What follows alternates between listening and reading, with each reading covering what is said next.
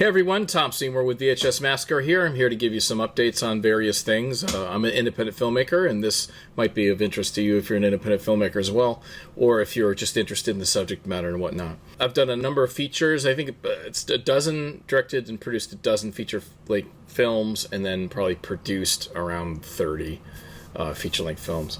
So a lot of it is genre-based, documentary features, horror films and comedy, and then some miscellaneous stuff. We actually just got done shooting a secret project. Can't talk to you about it that much, but it's we used my Blackmagic 4K Pocket, an awesome camera. We shot flat, so in like the film mode that's on those cameras, so that we could really push things in post-production. But I can tell you it's horror themed, and it's sort of in the dark world, so sort of more TV. Anyway, it'll be interesting. But my latest feature-length documentary, Video Dreams, which if you're really interested in this stuff, that will literally it's sort of like a retrospective in the last 30 years of independent filmmaking, kind of through the lens of me and some other people that I've made films with, Tim Coolig and whatnot. It literally goes from the VHS era up through contemporary streaming. And if you've watched any of my VHS Massacre documentaries, you can get them anywhere from Tubi to Peacock TV. It's all over the place. Those films, first one talks about the decline of physical media. Second one talks about how streaming kind of paralleled what Blockbuster was doing at the time. And this one, Video Dreams, technically like a prequel almost, but kind of completes the trilogy.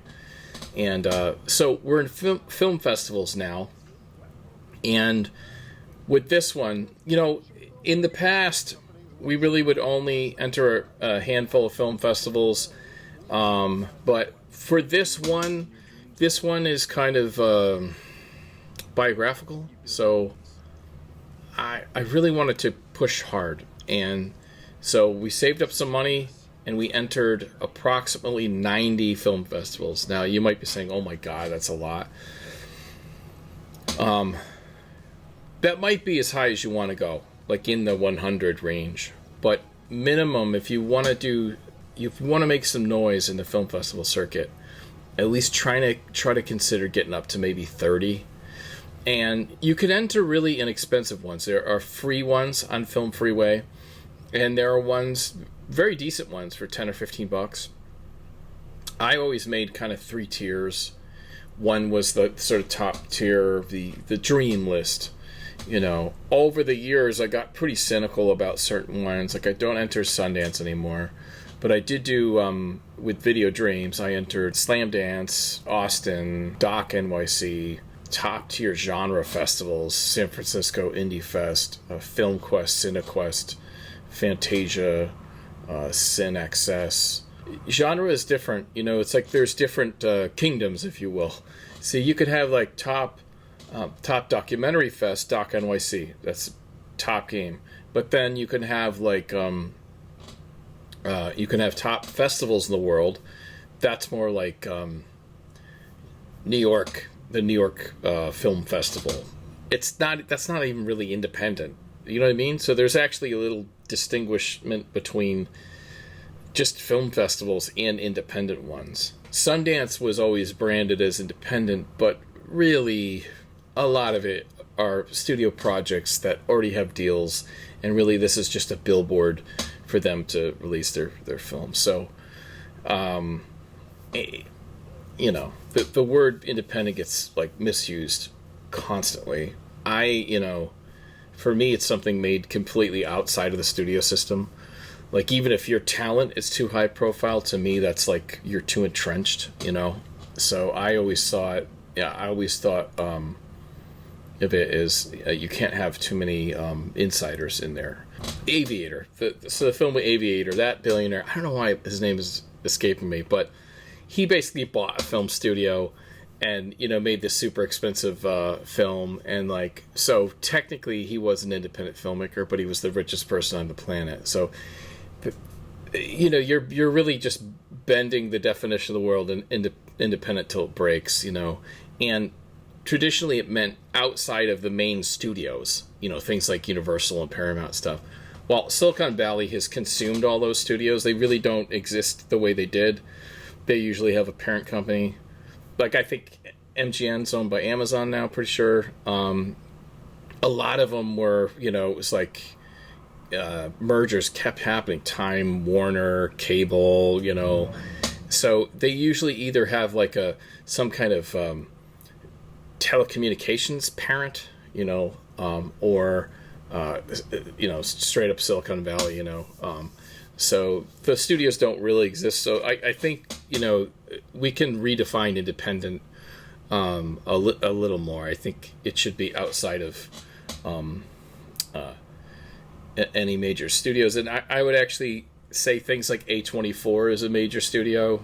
They're giants, they're a billion-dollar company. I think you have to bake low budget into it. That's partially why in VHS Massacre 2 I started just speaking very plainly about exploitation films, because it's a clear definition. Low budget production values is baked into the term exploitation film, and it's not a bad word. It's about marketing. You're exploiting a certain angle to market. If it's a monster movie, it's a kung fu movie, that's what it means. It's not about exploiting people. But these things are all, I think they're all kind of fascinating. But when you're talking about film festivals, for someone like me who's putting their documentary in a film festival, you're going to pick some of those top tiers, and then you're going to pick some of the mid-tier festivals, and we've gotten into some of those lately. The bottom tier is not really, it's festivals that are smaller, that you think maybe you have a shot of getting into. If you're going to drop a little money on entering film festivals, first of all, I would sign up for the Film Freeway Gold account. I think I saved literally $1,000 doing it, because every time you enter a festival, you'll get a certain percentage off, and it's significant. So it's like a $50 festival, you get like $10 off. So it adds up over time. And then you just cancel it when you're done entering, So, but, in regard to festival sizes and stuff like that, you really, and festivals that will take your film, you have to sort of do your research. Film Freeway is a great database. You can look up a film festival, but then go to their webpage, see what they picked last year, look through those films. Do they even kind of, can you even picture your movie playing? One of the things that is happening with Video Dreams is that we entered some more standard documentary film festivals, and we got into some, but some we didn't. It's like, I think we entered something like Boston Documentary Film Festival. So it's pretty straight-laced, and my festival, because of the nature of the films I make, some of them are horror, some of them are cult or exploitation. Truth is, you don't know what the festival programmer likes. They might think that's super cool. But I noticed a mild trend. There's been a few of those doc festivals that didn't go for it, So, and that's going to happen. You don't have a crystal ball. You just have to play the odds. And that's what I was saying to my buddy Tim. Entering film festivals is like you're rolling the dice. But if you're careful about honing in and picking the right festivals to enter, your odds go up a bit. And then the more festivals you enter, your odds can go up. It's just getting more rolls of the dice. So if you get into 1 out of 3 film festivals, a lot of people think you're doing really well. Right now, I think we've been officially selected to 19 festivals, so about 20, and we've won 9, some kind of award, So those are pretty good odds. I think we're hovering about 70% selection rate, which is really high. That number tends to go down. So we're about 1/3 of the way through. So we're about, I think, 30 festivals down with another 60 to go. So we're going to see, what happens. So far, it seems like we're killing it in in Europe, where we played at festivals in Rome, in Spain, Stockholm, Brazil, just kind of all over the place, so it's pretty good. So I'll just give you a few examples. I just found this out. So we won a at Experimental Brazil. They have this it's an honorable mention award. I love it, and it was for best experimental documentary, and this is the Experimental Brazil Film Festival.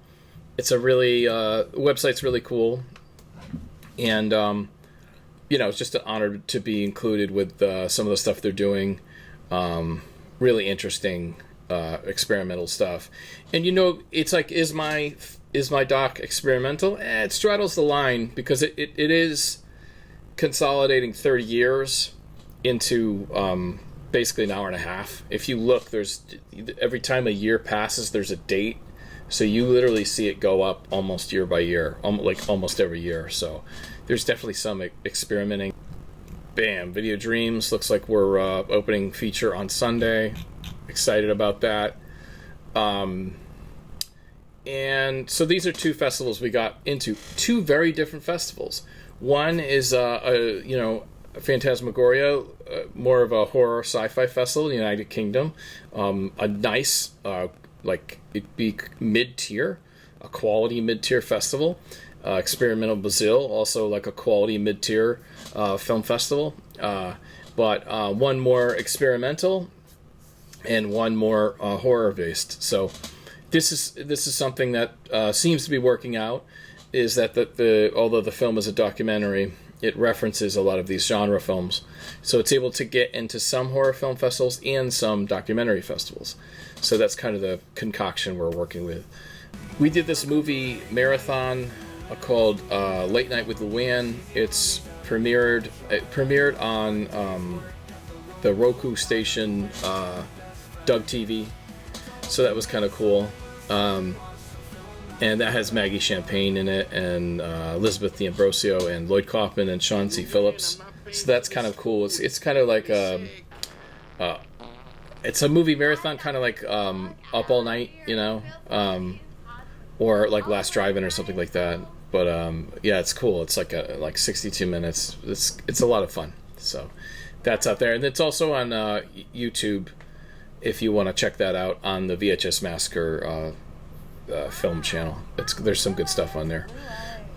So that's basically it. Video Dreams is in the festival circuit, and then we got this other project that will eventually see some daylight. Maybe, I don't know. We'll have to see. Maybe in a few months. And that's kind of how it goes. The last film I did, American Expendables, Vinegar Syndrome put that out. You can get that Blu-ray from ETR Media and Vinegar Syndrome, and which was super cool. And that's also streaming on Tubi and stuff like that. So that's about it. Nothing new with that one. And then Exorcism of Fleet Marriage, if you want to see me direct a straight up horror feature. Exorcism of Fleet Marriage, I think that's on Tubi, and it's also on... There's a few of these like high profile horror channels, like Horror Central on YouTube. It's on there. And a bunch of other ones too. I think it's on Plex. I think you can get on a Plex. Hang in there if you're someone who is looking to direct a feature film. You absolutely can do it. As I always say, you only need like one friend. Get together, write a 70-page script. Take 1 week off from work. You shoot on the weekend before, shoot the Monday, Friday, shoot the weekend after, and then because you're going to be exhausted, you wait a few months and plan like a 1 day shoot, like a month later, like on a Saturday or something, to whatever stuff you need to do to make the film make sense. Because obviously there's going to be stuff that happens on a film set. Things are never perfect, But if you want to see some of my adventures over my career, stay tuned for some of these festivals. I don't think any have been online. And for festival programmers out there, I believe there's still an East Coast premiere available. Obviously a 5-borough New York premiere. There may be a West Coast premiere. We've primarily played in like a lot of European festivals and stuff like that, you know, some in South America and stuff like that. So we have one in September in Chicago, and we might have a Florida one coming up, but we'll have to see. So, yeah. All right, everyone. Well, thanks for listening, and we'll see you next time. So it was a huge goal to have a film in Blockbuster, one that most filmmakers never reached. Here we go. Though, in hindsight, the mom and pop video stores were always more important.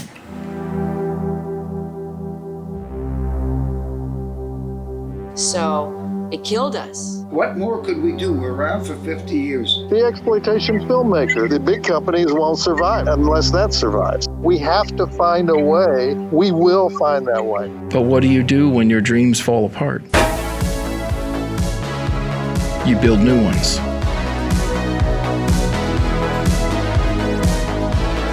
So join us on a 30-year journey to reach our video dreams.